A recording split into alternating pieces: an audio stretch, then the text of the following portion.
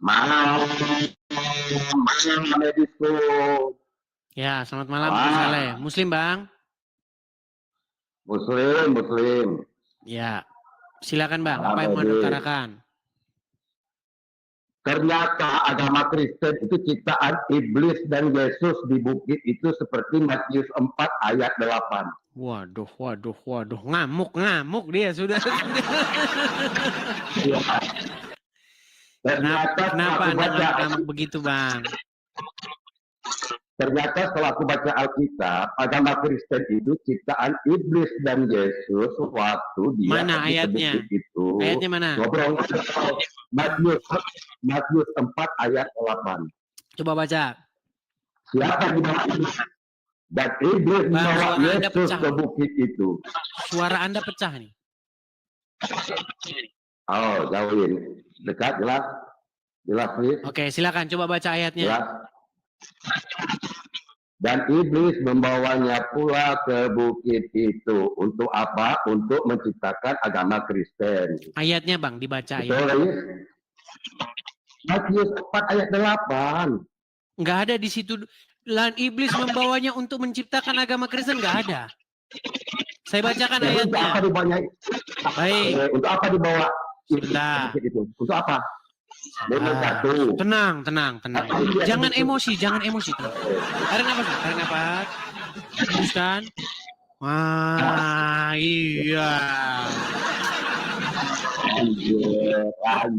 Tadi siang itu ada yang pesan sama saya. Orang Islam ini dikuasai roh. Nah, rohnya orang Islam itu kayak gitu, roh amarah. Ya, suaramu pecah-pecah. Suaramu saja pecah-pecah loh. Loncat. Ya, loncat penyembah Tuhan beranak. Matius berapa? Matius berapa? 4 ayat 8. Matius 4 ayat 8. Baik.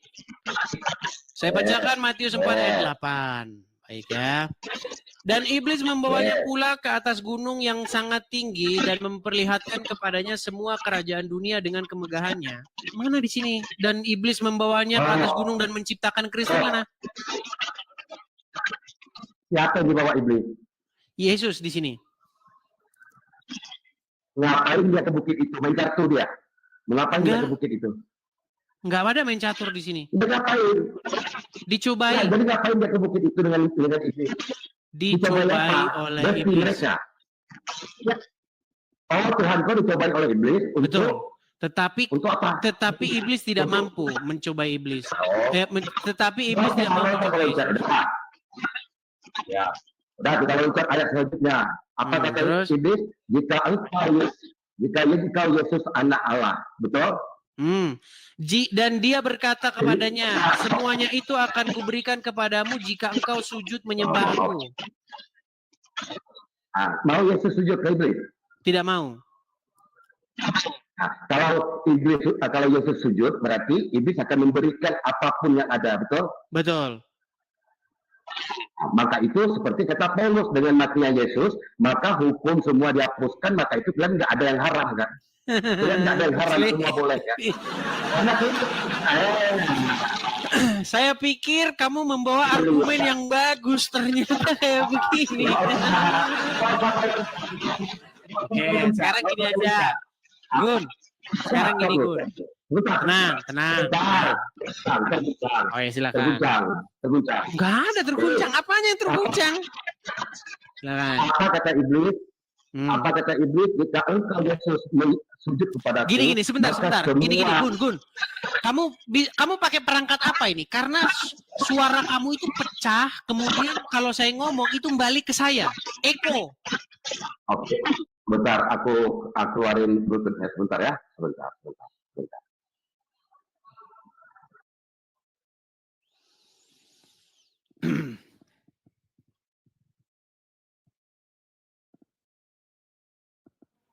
Oke, jelas, Dis. Gini kan bagus. Ya. Silakan. Waktu di bukit itu, iblis berkata, jika engkau Yesus menyembah aku, maka isi dunia ini akan kuberikan kepadamu, betul? Betul. Percis seperti perkataan Paulus kan, dengan matinya Yesus maka hukum-hukum dihapuskan. Maka itu kalian semua tidak ada yang haram kan? Semua boleh kan? Sudah? Udah. Baik. Nah, semua boleh kan? Udah bisa saya jawab? Sudah bisa saya jawab belum? Baik. Jadi premis kamu yang pertama dengan premis kamu yang kedua ini nggak nyambung. Premis pertama, saya lagi ngomong ini. Tenang dulu, tenangkan dirimu, tenangkan, lembutkan hatimu dulu. Jadi Muslim itu dikuasai dengan yang namanya roh kekerasan. Ya, makanya tenangin dulu, tenangin, dengar. Premis kamu yang pertama itu berbicara mengenai bagaimana iblis mengharapkan agar Yesus sujud menyembah iblis. Tetapi Yesus tidak mau. Seandainya Yesus menyembah iblis, maka Yesus menjadi hamba iblis. Nah, di sini iblis minta-minta disembah. Iblis ngemis-ngemis supaya dia disembah. Sama kayak Allah itu. Makanya di dalam sudut pandang saya, iblis ini ya Allah itu yang kalian sembah-sembah itu. Yang ngamuk-ngamuk kalau tenang dulu, saya lagi ngomong. Orang tadi saya ngomong, kamu tenang. Kok nggak nyambung? Oke, benar nggak Allah minta disembah? Matius 4 ayat 8 betul kan, Yesus sama iblis besti kan? Besti. Kalau Yesus sama iblis besti, artinya Yesus mengikuti iblis. Tetapi di sini bahkan Yesus mengusir iblis, enyahlah kau. Perhatikan nih di ayat terakhirnya. Perhatikan. Maka tenang. Di ayat 19, di ayat 10-nya, maka berkatalah Yesus kepadanya, enyahlah iblis.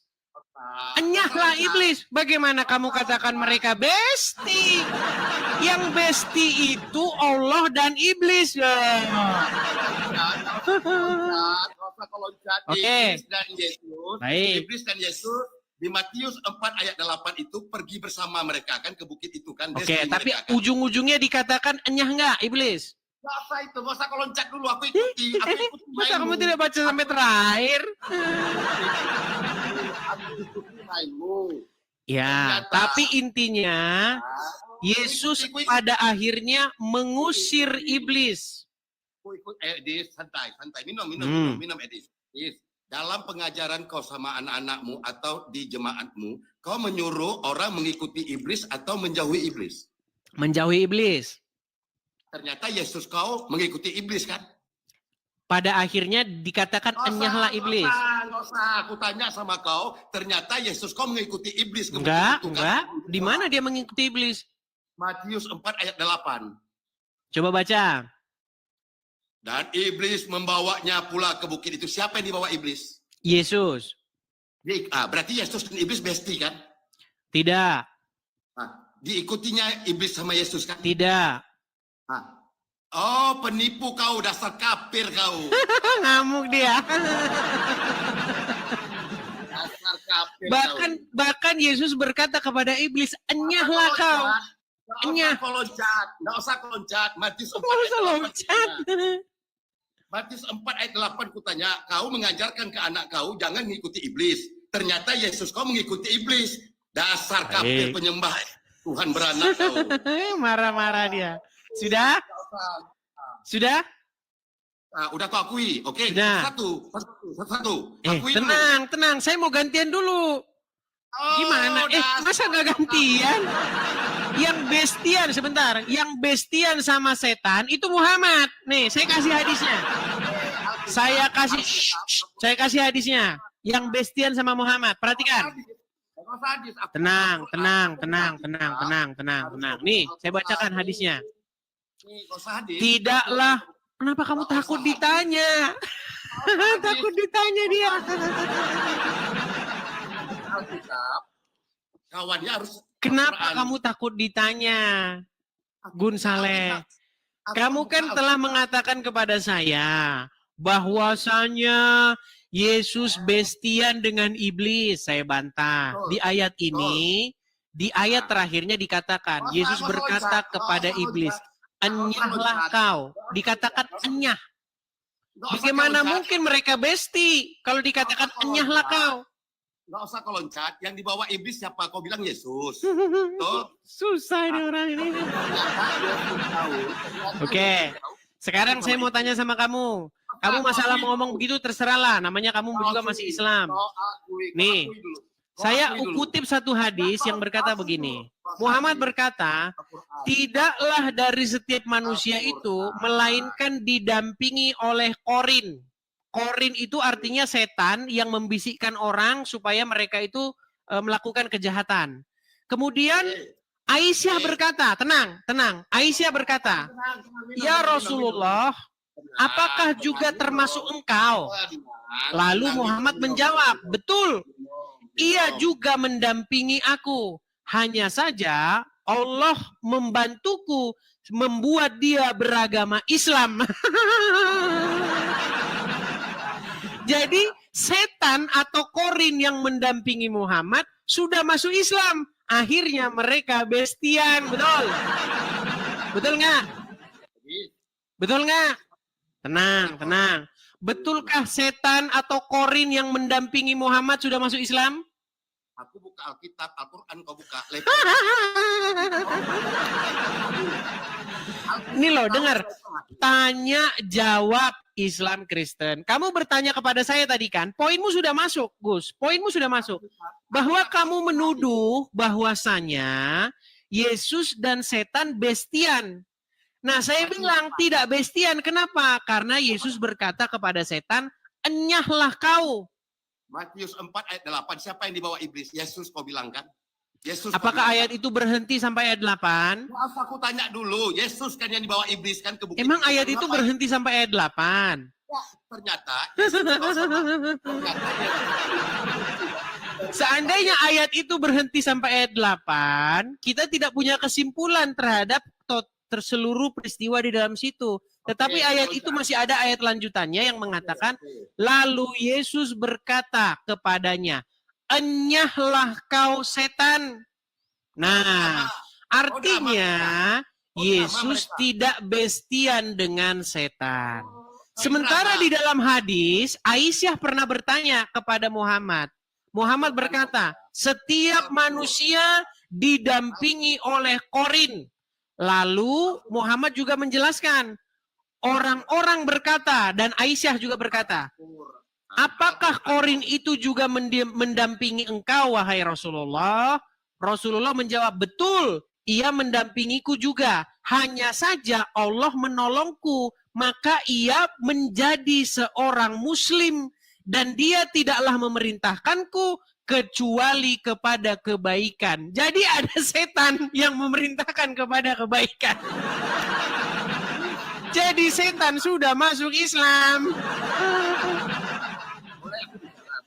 Yang namanya setan, dengar. Apa yang dikatakan oleh Tuhan Yesus terhadap setan? Tenang.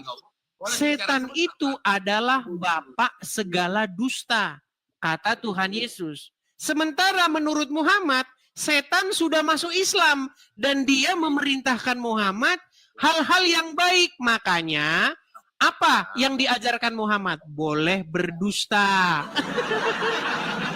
Ya terang aja Muhammad mengajarkan boleh berdusta karena ajaran yang didapatkan dari setan. Silakan. Level Alkitab kau selevel Al-Quranku atau hadis? Bahkan Quran dan hadismu itu tidak bisa dibandingkan dengan Bible.